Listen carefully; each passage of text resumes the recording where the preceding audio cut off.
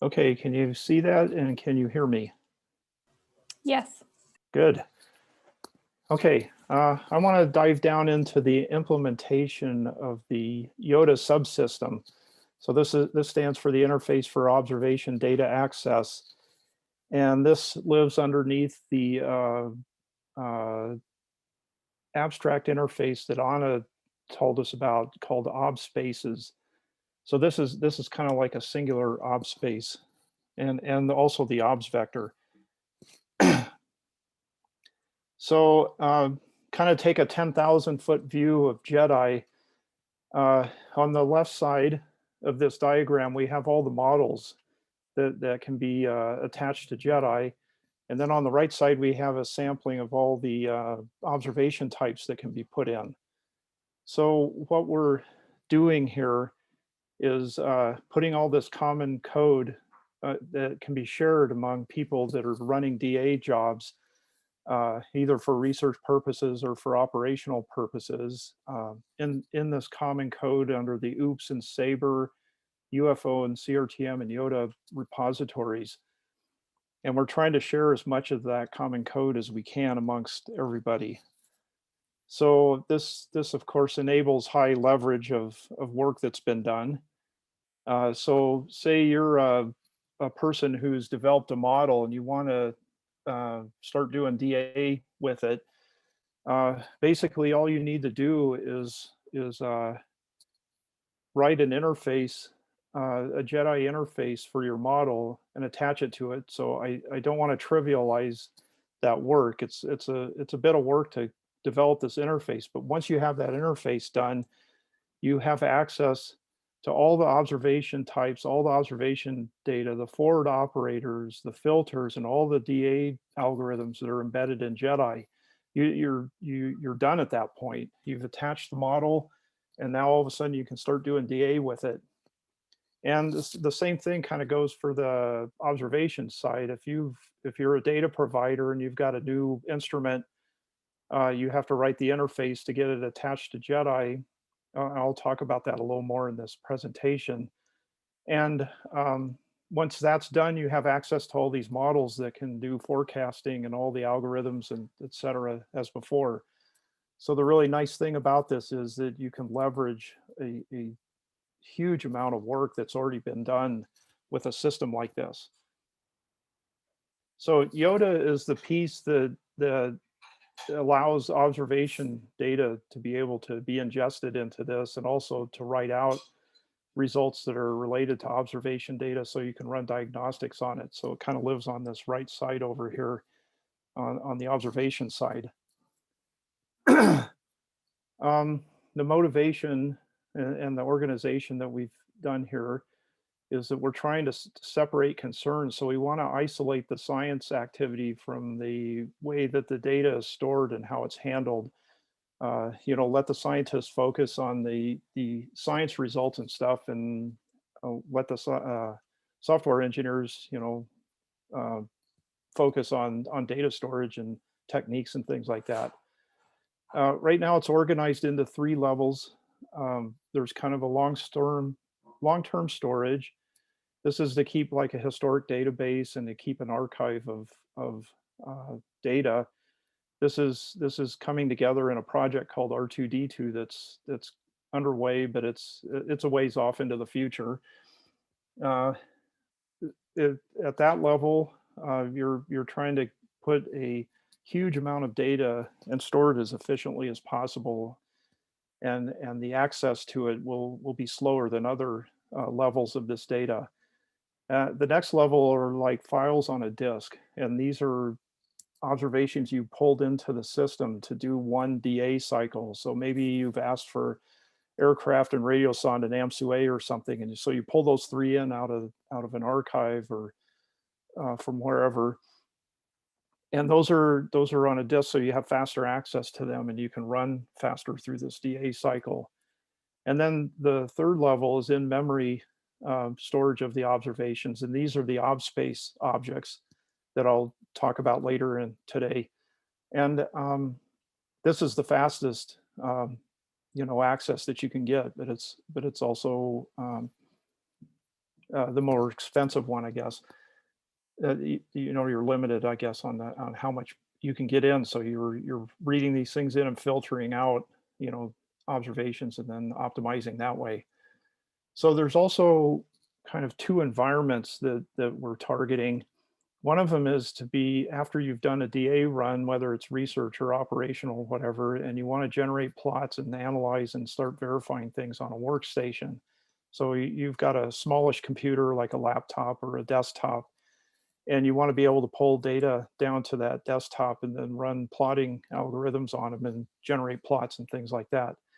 And the other environment is on the large supercomputer HPC systems. And this would be more like operational, running and things like that, where you want to take advantage of high parallelization and GPUs and things like that. So ideally, we like to get uniform and easy access to observation data, no matter what kind of storage it's in. And this scale that's up at the top is a pretty common way to express a memory or a storage hierarchy that exists in computer systems. So on the left, you have very large capacity, but you have slow access. So a tape drive's pretty much on the end of the spectrum there. And on the other side, as you move to the right, the capacity goes down, but the speed of access goes up, and you're all the way down to like a RAM, which is in memory, and a cache, which is on the processor chip itself. So it's even faster, and then registers that are within the processor, which is the fastest access. And what we're trying to do is hide this complexity of this memory hierarchy from the science work that's being done. So here's some examples of where these things live, like archives, sort of like this R2D2 project that I mentioned, are kind of more up in this disk and tape so that they can handle large capacities. And then as you move down towards the smaller and faster, your compiler is managing all these things, like the RAM allocation and the cache and the register allocation. And an interesting thing to note that this memory, different types of memory are evolving pretty quickly, and it's even possible that files could become irrelevant in the future. But right now, we're pretty heavily tied to files, and those are going to be around for a little while. So Yannick mentioned this yesterday, how when you go through this whole DA flow, the typical systems have different file formats depending on which steps you're doing. And this is kind of the target that he showed what we're aiming for. So we want one observation data handling interface and scheme across this whole chain. So you can go to the GTS network, all the data providers for the observations, and you can convert those into a format that IODA understands. And once it's in that format, then you can just pass it down through pre-processing flows, the DA flows, and then after the DA flows, the monitoring and the diagnostics. And you're using the same interface and the same storage format for all this. That's what we're targeting. So I wanted to show now a schematic of how IODA organizes observation data. So this isn't necessarily one-to-one to implementations, but this is how you kind of think of how the data is organized, whether it's in memory or if it's on a disk or if it's in the cloud somewhere. It's essentially a two-dimensional table, this thing that's in blue in the center here with a TU, VQ on them. And the horizontal axis are different variables. So you keep adding a column and you get a different variable, so maybe the sea surface temperature and things like that and other types. This page is kind of oriented towards a radiosonde observation type. And then each of the rows in the table are distinct observations or distinct locations. So this gets organized variables by locations. And if you have a different OBS type, or these, let's say, first of all, you have an observation value that's associated. So it's the actual measured value, so like the temperatures and whatnot. But then you have error estimates. So that's what the next page here is behind the first one. Is these are estimates of the error, and then the next one behind that are QC flags. And as Anna was showing in the equations this morning and yesterday, the H of X results are organized as vectors in the observation space. So you can go to an ob space and you can put H of X results back in. So here we have an H of X of the background and H of X of the analysis, and these become more pages that you put in. But everything kind of is organized like this 2D table. And then off to the left side here are the metadata pieces. So those are indexed by location, and they have descriptors of the observation data. So for a given row, you have a unique latitude, longitude, and height, and a date time. And in a radiosonde case, you'd have a station ID. So if we move to a radiance type, what we have in our current implementation is each channel is treated as a separate variable. So along with each of those channels, you have the specific frequencies, and this is like metadata that goes along the variable axis. What we have an improvement that's in the works right now, and it's pretty close to being merged into the system, where we can put multi-dimension data into the system. And this, what will happen then is we will have a single variable called temperature brightness, maybe another variable called radiance, but then the entry at the location in the variable is actually a vector of the channels. So this will expand into multi-dimensions very soon, and that will be much more efficient than what we're doing right now. So in addition to the metadata that kind of is associated with the variables and the locations, we also have metadata that's more general, like a name of the OBS type and an experiment ID and things like that can be tagged into the storage as well. And we also have a mechanism where we can group locations together. So if you want to keep track of, say, individual soundings of radiosonde data, there's a mechanism, and I'll describe this later, where you can tell it to organize everything by station ID and things like that. And that will tend, where the balloon was launched from, say, in a radiosonde, and that will tend to keep all these profiles grouped together. So here's just some information on how you specify names in this interface that I'm going to be showing coming up. So the schematic consists of tables containing variables. So the names of the tables are referred to as groups. So what I showed back in the prior slide, this OBS value, OBS error, QC flags, those are the groups. And a specific variable is denoted by a group name plus a variable name. And that's how you can make a distinction whether you're looking at measurement values. You would say variable at OBS value. Or if you're looking at error estimates, you would say variable name at OBS error and define or denote it that way.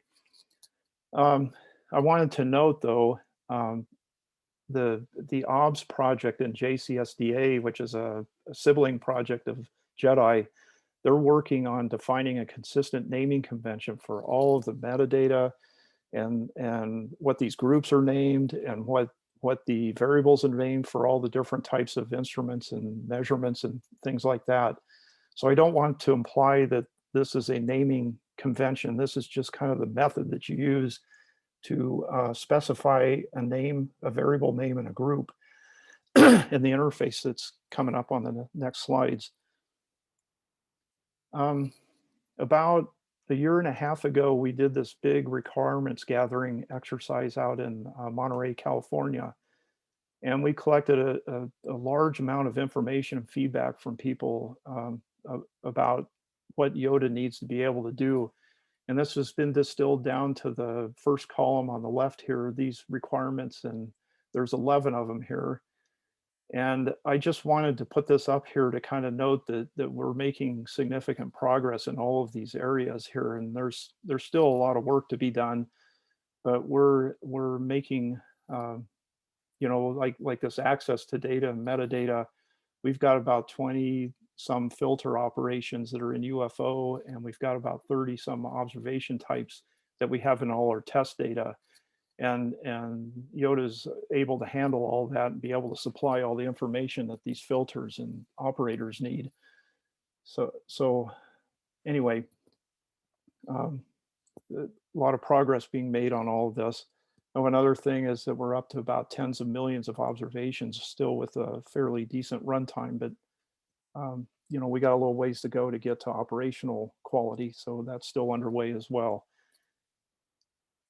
So this represents the current state of the software of IODA. It's divided into two repositories. One of them is called IODA Converters, and the other one's called IODA. And IODA Converters handles the software that translates the GTS network data into a format that IODA can understand. So we have different formats that we can support and convert into files that the software on the right, which is the implementation of the obs space and the obs vector that's been mentioned before, into that a readable format for that to be able to create the obs spaces. And then also this interface can write as well and dump out diagnostics which are in this IODA format. So everything that's kind of related to the observations is something that you can put in an obs space, as long as it's shaped like an obs vector or an observation vector. So as we mentioned before, the Y0 are the observations themselves, and those can be put in. The H of X can also be put in. The departures, which is the observation minus H of X, can be put into an obs space, and so forth. And you can do this from different, variational or Kalman filter scheme. And just to go look at this diagram again, this is the obs space right here is what IODA is supplying an implementation for this abstract obs space that's in OOPS. So as I just mentioned, OOPS provides an abstract interface layer, and it allows for multiple implementations of underlying concrete classes. So we've talked a lot about UFO and IODA, but in the toy models that we have in OOPS, they have their own implementations of a obs operator like UFO and an obs space like a IODA, just to be able to show the whole picture in one nice, neat example like that. And it also kind of demonstrates that you can plug and play with the abstract interface layer. So IODA provides concrete classes for the obs vector and the obs space. So diagrammatically, it kind of looks like this. This dashed line here is the break between OOPS and IODA. And up in the OOPS, you have an obs spaces, which is the collector of multiple obs space objects. And then you have an obs space that's templated. And this collector is represented here by the extension here. And then these point down to an actual implementation of an obs space that has a database, and inside this database are the actual obs values stored in that manner that I showed on the schematic page. And then an obs vector is the same kind of thing. You have an obs vector that's templated up in OOPS, and it's an interface. And then you have the concrete obs vector down in IODA, and it gets associated with a database so that you can do IO access to the data that's in the obs space. And it has a storage for the vectors that it pulls out. So one of the things that you could note from this is that when you create an obs vector, you don't necessarily have to take everything that's out of an obs space. You can just select a few things, like one or two of the channels of radiance, or maybe just temperature and moisture from the radiosonde. And this separation here allows you to be able to do that kind of selection. So the total observation vector is chopped up into pieces according to the observation types. And as was explained before, the different observation types require different algorithms, and that's why they're split up in the first place. UFO holds the OBS operator objects, and then OOPS manages all these pieces with the observations and OBS spaces and OBS operator collector classes. So corresponding OBS operator and OBS vector objects get paired up, and OOPS change these pieces together for the cost function minimization step. And it does all the bookkeeping to kind of keep track of all that. So in a picture form, it kind of looks like this. You're going to take X from the model, put it into the observer. The observer instantiates one of these OBS operators collectors, which is a whole bunch of OBS operator instances. These blue parts of these are what's done in OOPS. So these are still all the abstract interfaces. And then this reddish color is UFO. So then you get the concrete analogs or whatever for the OBS operator classes that are in OOPS. Those get associated with an OBS space, and the OBS space can then output the OBS vector associated with those OBS operators. They go back up the chain into the abstract part, and you go into this observations class, and you can get, and that would be like an H of X value that just got computed by the OBS operator. You can also go straight from the OBS space and pull out data, and those become the Y vector as you go up into OOPS. And then the OBS space also handles the IO that goes between a file that has observation data in it. The interface is actually pretty simple at this point. There's a little bit more to it than this, but this is kind of the meat of it, how the data gets transferred. So at the C++ level, there's a get DB, and that will you make the calls. Let's see. There's also a corresponding put DB, and their signatures look the same. So you give it the group name that I described before in the schematic, you give it the variable name, and then you give it the data, you give it a vector where it's going to load the data for that selection that you just made. And so these are two examples. You can do a double or a float. There's also int and strings for different types. And then these C++ interfaces have a Fortran wrapper around them, so you can do the same thing at the Fortran level. And here you give it a pointer that points to the C++ OBS space object, and then you give it the group name and the variable name, and then a place to put the results when it comes in. when you're doing the put DB, of course, say this was a call to put DB, you would specify a vector, and then you fill it up with data and then send it on, because it's going to go and transfer that data into the OBS space.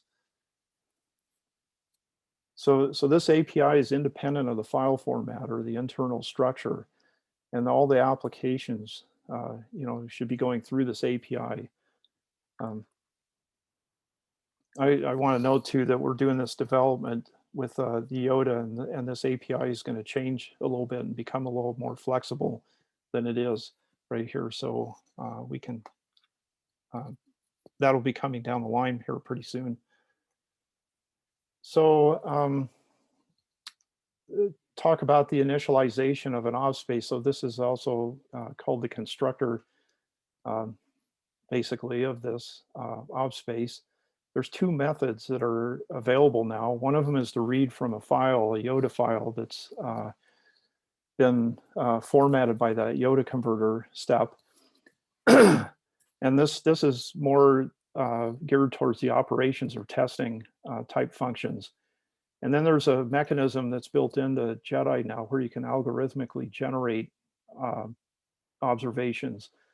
And I'll give examples of these later in the talk. And this is for things like OSSE. So using this variational cost function as an example, on the JO side, we want to be able to get these Y0 values into the system. So what we're defining here in the configuration for an ob space, this is a little excerpt from the talk that I gave earlier. You have the different ob spaces in a list in the YAML underneath cost function and observations keywords. And this is where you do the distinct different instruments. So if you zoom in on the AMSUA instrument, you'll see that there's a name, and then there's a section called obs data in, and that's where you define the file that you're going to read in. And that's given by this obs file keyword. So there's a IODA converter process that went and created this AMSUA file, and that's what you read in. You have an option to specify a data out file, and that's given here in the h of x. So a typical thing to do is to stuff the h of x back into the ob space and then write it out at the end so that you can look at it and figure out, if it's good or not. These simulated variables are a list of variables that you're going to include in the data assimilation. And I had mentioned before that brightness temperature is a radiance variable, and we're storing the variables one by one.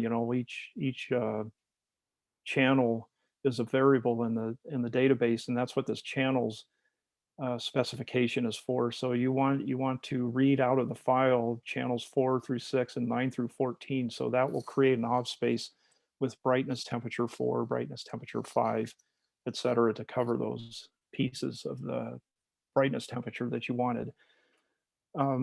And as I mentioned before, in the future, what's going to happen is that we'll build a 2D array instead of having a set of vectors that will have all these channels going in one of the dimensions. So it'll be locations versus channels, and that'll be a lot more efficient. There is a grouping and sorting feature that you can have with an ob space. So this grouping is the thing that I mentioned before, where say you want to keep a radio on sounding, you want to keep those as distinct entities. You can go and take, say, like the station ID that's specified down here inside the obs space underneath obs data in. There's an obs grouping keyword, and the group variable is station ID. So this is going to go to station ID at metadata, read those in, and all the observations with the same station ID are going to be grouped together as a single profile. And when you're as you're reading these things in, or after you read these things out, you can also do some sorting that's helpful for the selection that the filters want to make. And you can use a different variable to do sorting, say like the air pressure, and you can do descending sorts. So what this will do is create a little index object inside the ob space that the UFO has access to, and this index thing will describe how to walk through the locations and go in like descending or ascending order as a result of this sorting. And that enables things like checks where you want to do a derivative check and see, make sure that a neighbor doesn't make a drastic like gradient with in the measurement. You want to toss out the one that's an anomaly like that. So there's another feature called localization, and this is used by the LETKF application, and this is grouping observations by locality. So you give it a point and a radius to stay in with, and this reference point is the point, and this length scale is translated into a radius. And you take all the observations that fall inside that and reject all the ones that are outside. So this is another way to select to support the LETKF application. And I wanted to show a different syntax in YAML where you can specify. This is sort of like defining a variable. You put this little @ symbol in front, and you give it a name like local 2000, and this is a localization spec for a length scale of 2000. And you can put all these little pieces underneath it, and what that does is you can reference the variable down here with a star local 2000, and basically what it does is replace that star local 2000 with this entire specification. So you can put a list of keywords, you can put lists and all the different structures that YAML supports and have it repeated like that.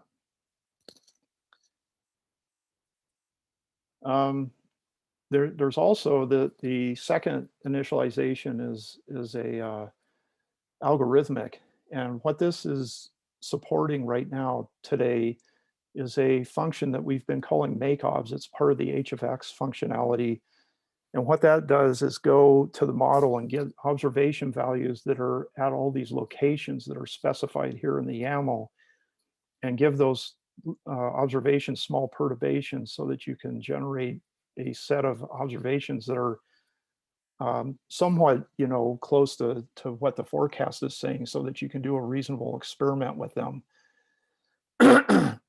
So the one on the left is a random generation. So you give it how many observations you want, so 10 in this case, and you give it ranges for the latitudes, longitudes, and what this does is takes the timing window that's specified for the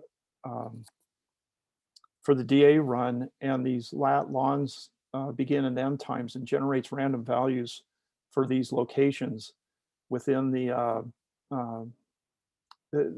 fit inside these ranges, and you stuff those results into the obs space, and then the make obs feature can read those out and then generate the observation values for the experiment. And on this random seed here is a number that you can feed to the random seed generator, and this is a mechanism that we use for testing, so that you can always generate the same set of data every time you give it the seed to the random number generator. And then over on the right is a list form that does the same. It has the exact same purpose, but you can just explicitly say what you want. This isn't such a great example because the lats and lons are all the same value. Sorry about that. What you'd normally put here would be a selection of different lats and lons, and then you give it the specific date timestamps, and then it goes and does the exact same thing. It hands that off to the make obs feature, and it generates the obs values for the experiment. Just to give you a kind of a feel for where we're at with the IODA converters, these are the different types of converters that we have in the system right now. We have one for chemistry, and this is the thing that Mariusz Pagowski is working on that Brian mentioned in the prior talk with the VIIRS AOD, various conventional categories, GNSSRO. This GSI thing is taking NC-DAG information out of GSI and converting all those to IODA format so that we can do comparison experiments with and testing between GSI and JEDI. So it's not an operational thing, but it's a great testing mechanism. We have land DA, marine DA, GODES and GODE. We have NCEP marine, and we also have under development, this is going to be available soon, NCEP radiances that are via a C++ and Fortran implementation. These will directly read buffer and then dump out IODA files. So that's kind of a flavor of what we can handle now. This is kind of a listing of the different obs types that we have in our test files. There's 30 of them listed here, and I think the number may have grown by a few since I've put this slide together. And there's various radiance and conventional types here. So in conclusion, IODA is currently handling about 30 some obs types with tens of millions of observations being assimilated. So it's doing a pretty good job of handling a lot of data, but it's not quite at the operational, capacity and speed that it needs to be. So that's actively being worked on right now to fix those problems. The goal of having a single observation handling interface, so this is kind of like the schematic and the interface that I showed in the talk, across the whole NWP chain is progressing well. At this point, IODA is handling all these different aspects of the chain with no known roadblocks. I think we mentioned on the first day there's this NRT website, near real-time HFX website, and IODA is able to handle all those things that are being displayed on there without any problem. And then we will soon be introducing a new implementation of IODA that will enable us to continue doing performance and capacity enhancement. It'll give us efficient multi-dimension variable handling. So we'll finally get rid of that storing a channel, a unique channel as an individual variable in the ob space. And it also we've got a new test feature that's going to be available soon, where you can specify the entire contents of an ob space in the configuration YAML file. So this is a little bit different than what I showed before. That were operations that supported that make obs feature, and this is just to be able to take the YAML file and do the entire contents. So it's useful for like a single obs experiment where you want to put one observation in and see what the impact from that is, or maybe a handful. So that's it for the talk, and thank you for your attention. So we can go to questions now.